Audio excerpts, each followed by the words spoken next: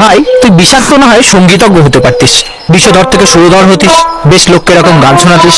হ্যাঁ, তারপর তোর মতো হতো, স্কুলে পড়া সব সাপেরা মাথায় মুতে যেত। যাকে তা নতুন জায়গায় যে ট্রান্সফার নিচ্ছিস তো গর্তের মধ্যে থাকতে পারবি তো? হ্যাঁ, তা যা বলেছিস, চিরকাল জলে জলে থেকেছি, এখন তো একটু অসুবিধা হবেই, কিন্তু কি আর করা যাবে, ঘরের কাছে চাকরি করতে গেলে হয়তো আবার চাকরিটাই থাকবে। এই যে মিস্টার জলরুয়া, আপনার জন্য হেড অফিস থেকে লেটার আছে। কিসের চিঠি স্যার? আমি কি করে জানবো, খুলে দেখুন। যত সব।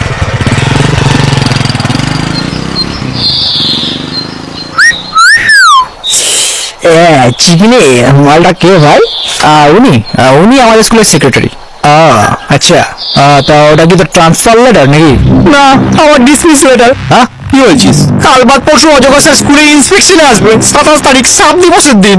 তো কি হয়েছে কি? আরে তোকে এতক্ষণ কি বললাম, ট্রান্সফারটা নিচ্ছি কেন? পরশু যখন অজগর স্যার এসে দেখবেন যে ছেলেপুলে এত বিষাক্ত, পড়াশোনার এই অবস্থা, তখন তো তিনি আমাকেই দোষে বাঁচাবেন নাকি? চাকরিটা থাকবে তখন আমার। আই কপাল গেল চাকরিটা মনে হচ্ছে। আরে এত প্যানিক করছিস কেন? এটা টনিক খা, আমি আছি তো।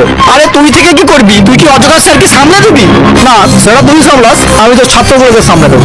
মানে মানে কালকে তুই স্কুলে যাবি না, তোর বদলে আমি যাবো। হ্যাঁ, এই না মানে কেন? এই তুই কি করবি?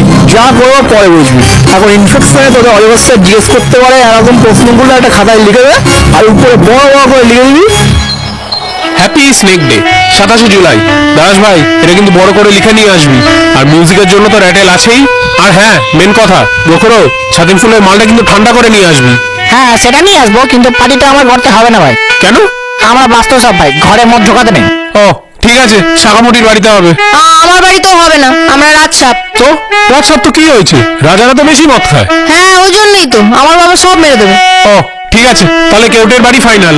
বলছি চন্দ্র, আমার বাড়িতেও হবে না, আমরা যাচ্ছি। দূর সালা, আর কোনো সাপ বাকি আছে কি? যাত সাপ মারাচ্ছিস তোরা, যাতে সাপ আর আমরা কি যাতে হনুমান? কিস্তি করছিস কেন? তোর করতে চল না।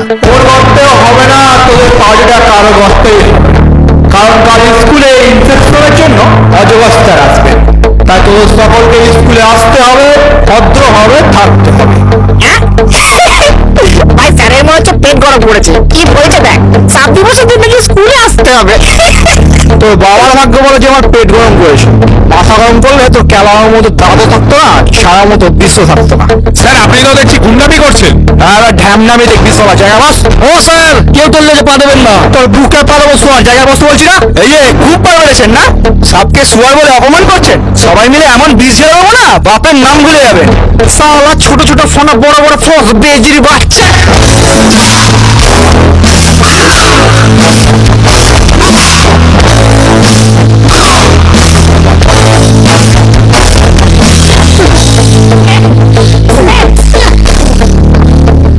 সাপ সাপ শুনে রাখ সব বেজি বাচ্চারা, কাল প্রত্যেকে এই খাতায় থাকা সব করা প্রশ্নের উত্তর মুখস্থ করে আসবে, যাতে অজগর স্যারের একটা প্রশ্নের উত্তর না ফসকায়।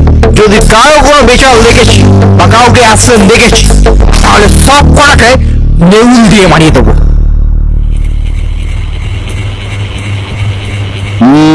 Very bad.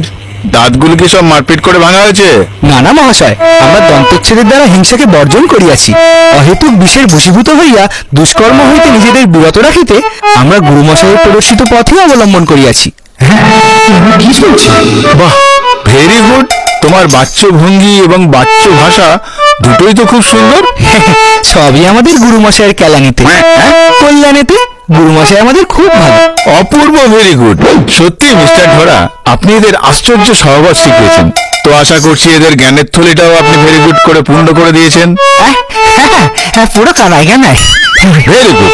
তো বাচ্চারা, তোমরা কি আমাকে বলতে পারবে সাপের বিষ কয় প্রকার ও কি কি? হ্যাঁ স্যার, আমি বলতে পারি। এই সেরেছে। বাহ, ভেরি গুড, বলো দেখি। স্যার, সাপের বিষ প্রধানত 5 প্রকার: নিউরোটক্সিন, হেমোটক্সিন, কার্ডিওটক্সিন, সায়োটক্সিন আর মায়োটক্সিন। ভেরি গুড, খুব ভালো। আচ্ছা, এবার বলো তো ভেরি গুড সব, ড্রাই বাইটের সংজ্ঞা কি? স্যার, ড্রাই বাইটের সংজ্ঞা হলো ভীত বা উত্তেজিত কোনো বিষধর সাপ যখন তার প্রতিপক্ষকে বিতাড়িত করতে মূল্যবান বিষের অপচয় না ঘটিয়ে শুধুমাত্র দন্ত পরিস্ফুটনের মাধ্যমে প্রতিপক্ষের দেহে যে ক্ষতের সৃষ্টি করে তাকেই ড্রাই বাইট বা শুষ্ক কামড় বলে। বাহ, চমৎকার, ভেরি ভেরি ভেরি গুড। তোমরা দেখছি বিষটা খুব ভালো করে পড়েছো। ঠিক আছে, তাহলে এবার একটু অঙ্ক করা যাক। আচ্ছা দেখো তো ভেরি গুড, এই অঙ্কটা কেউ পারবে কিনা? 4 মিটার দৈর্ঘ্য বিশিষ্ট একটি সাপ এ স্থান থেকে সকাল 8 ঘটিকায় পরীক্ষা দেওয়ার জন্য বি স্থানের দিকে সোজা পথে যাত্রা করে। এ স্থান থেকে বি স্থানের দূরত্ব 50 কিলোমিটার। পরীক্ষার সময় সকাল 10 ঘটিকা হলে কত গতিতে গেলে সে নির্দিষ্ট স্থানে পরীক্ষা দিতে পৌঁছতে পারবে? বাহ, তুমি পারবে?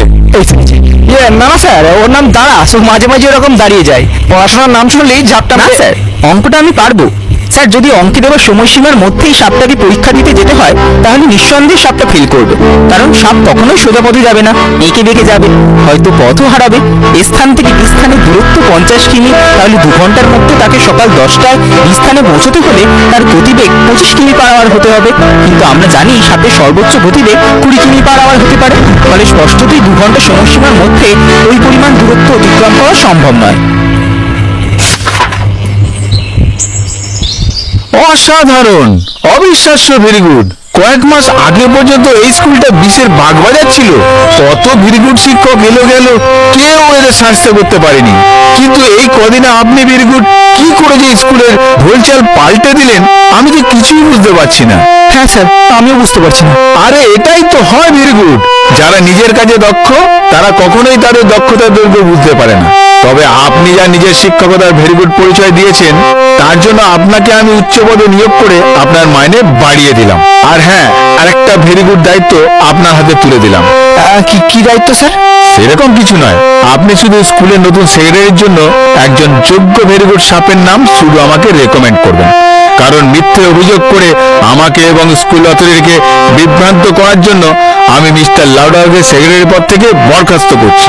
এই চিঠিতে সব ভেরি গুড করে লেখা আছে, দয়া করে এটি মিস্টার লাউডারের হাতে তুলে দেবেন। নে ধর, আজ থেকে তুই আমাদের স্কুলের সেক্রেটারি। সেটা নয় হনু, কিন্তু আমি কি পারবো? আরে আমি আছি তো, তোকে সব শিখিয়ে দেবো। তুই শুধু ছেলেগুলোকে ঠান্ডা করার বিদ্যাটা আমায় শিখিয়ে দে ভাই। ওরা তোর দ্বারা হবে না, আমাকেই মাঝে মাঝে দাওয়াই দিয়ে আসতে হবে। কেন আমার দ্বারা হবে না? কেন হবে না? কারণ কাঁটা দিয়ে কাঁটা তুলতে হয়, একেই বলে বিষে বিষে বিষে হয়। কি বুঝলি? বুঝলাম।